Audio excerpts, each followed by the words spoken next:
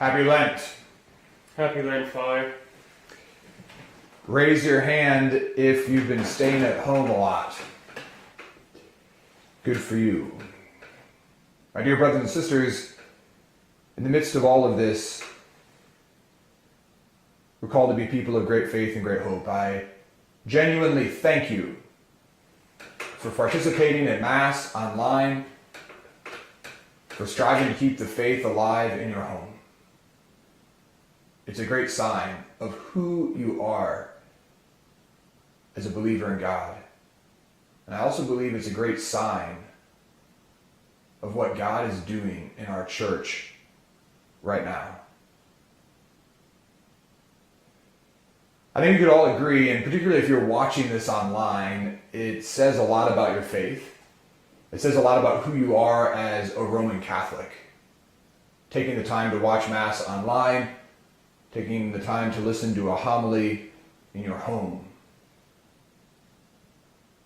I'm presuming that if you are watching right now, that you also know where the church has been and what the church has been through in these past few years. Of course, it's not even just the past few years, it's been the past few decades. The abuse crisis, the cover-up, the scandal, the lies, the betrayal. In a very true sense, it was like the church died and was buried in a stone-cold tomb. In the eyes of the world, the church was irrelevant.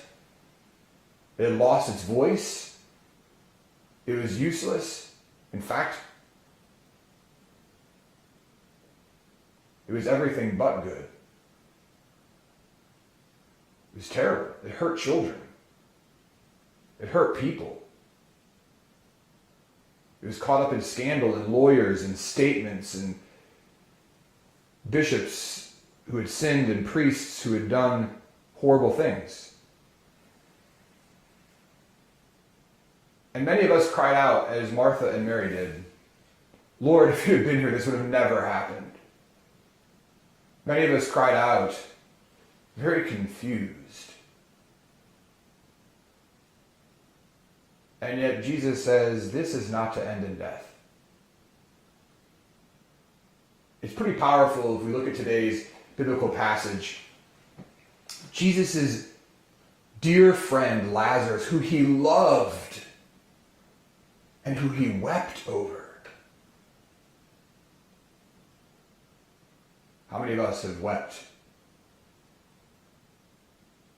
over the crimes and the sins and the disillusionment taking place in our church? We know that the church is the bride of Christ. We know that the church is the body of Christ. We know that the church is of God. And yet we hear the voice of those who scoff at Jesus in this biblical passage. They say of him, could not the one who opened the eyes of a blind man have done something so that this man would not have died? Is that not what people have been saying about our church? If this is the church that Jesus Christ founded, how on earth is any of this possible? And Jesus then becomes perturbed.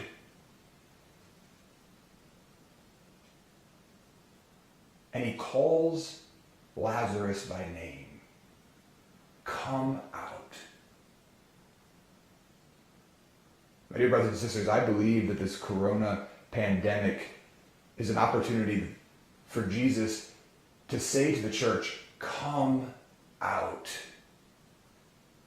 Come out of your tomb. You are not dead. I love you. You are my friend. You are my bride. You are my body, and I love you. Come out. You are not dead. It's really powerful if you look at the passage. Notice how unlike other healings where Jesus sometimes put his hands on people, or he puts his fingers in their ears, or he spits on their tongue, or he spits in the ground and makes clay and rubs it on their eyes, Jesus does nothing but calls the name of Lazarus. Lazarus, come out. I think that's really important. Because what does Jesus want to do to the church right now? He wants to call us out of the tomb. Who is the church? Well, raise your hand if you're baptized. That's right. The church is you and the church is me. The church is those who live the faith. The church is those who are persevering, particularly through these difficult times, and have built home shrines and are praying the daily rosary or watching adoration online or watching mass online. That's the church. The church isn't lawyers and statements and cover-up and scandal and say, yeah, is the church broken? Yes. Does the church have sinners in it? Yes. But the church is alive. And Christ is calling us at this moment right now to be the church like we never have before. Christ is calling you, my brothers and sisters. He's calling me to be the church like we have never done before. To be what the church is really all about. To be people of radical prayer and intimate union with Jesus. Jesus wept with Martha and Mary. He took the time to weep. And at this time right now, Jesus wants to have that intimacy with you. He wants to weep with you. In your fear, in your isolation, in your depression, in your angst, in your worry. Jesus, He loves you because He is your friend. And He weeps with you. And you are not alone. But then He calls you out. He calls the whole entire church out. By name. In your prayers, my brothers and sisters. In your time of silence. In your homes.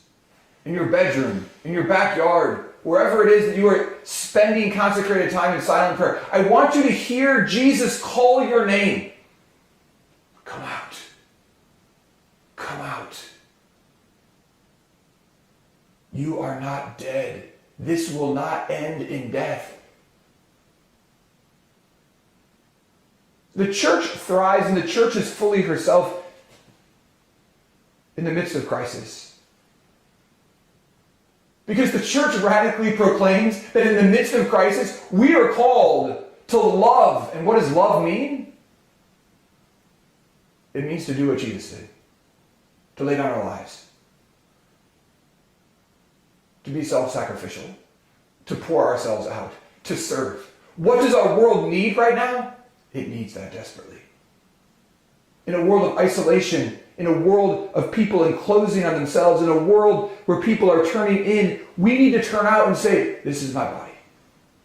The church needs to come out of the tomb and say, I am alive. And I love you. And I am here. And the world needs to see a church that is actually a church.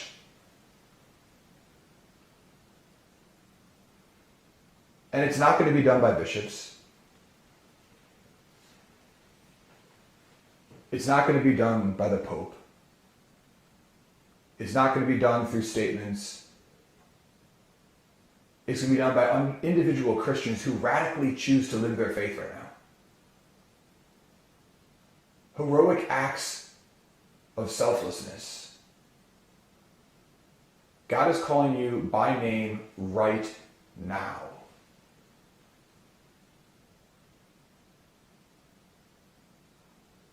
How will you respond? I have many good priest friends, and one of them contacted me over a week ago, and his diocese has a lot of elderly priests, and to keep those elderly priests at home and to try to keep as many priests from being infected, the diocese came up with a strategy. Our diocese has not implemented this yet. But they asked volunteers in their diocese. They said, we were looking for priests who were willing to be infected by COVID-19. We'd like to select a few priests station them across the diocese, and then those are the priests who will go into people's homes, those are the priests who will go into the hospitals, those are the priests who will administer the sacrament of the anointing stick to people that we know who are infected.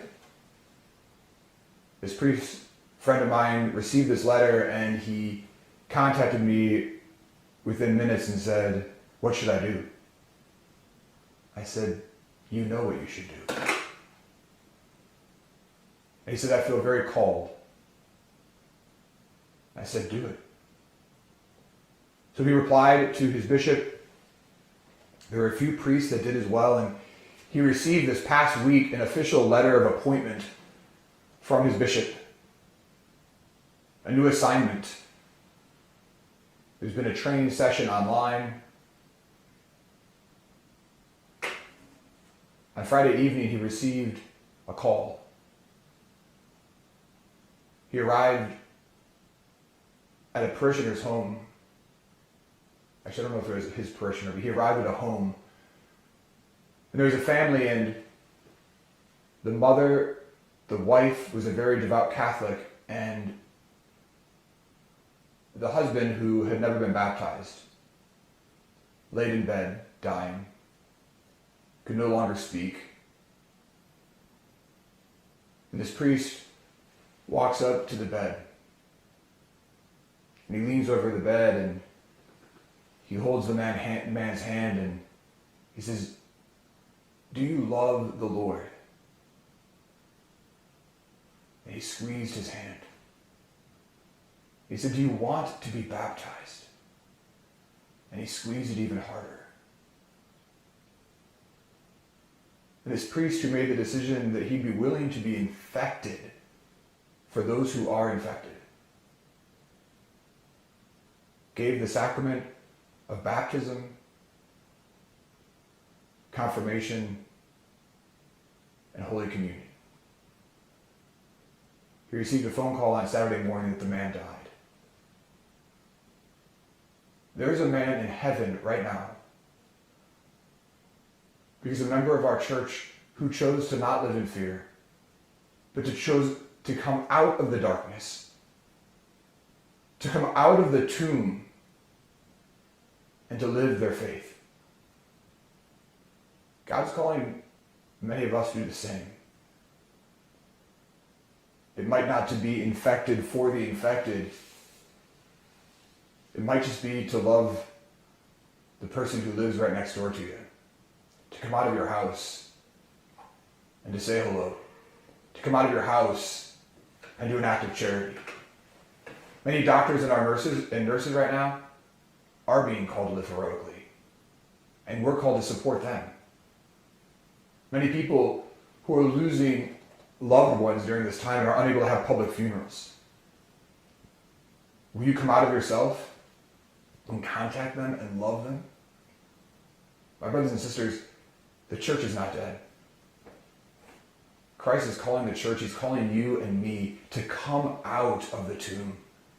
Church, come out. Bride, come out. My dear brothers and sisters, may we do so. May we trust in the grace of God. And may we allow the power of this moment to transform us and to be the saints that He's calling us to be. Amen.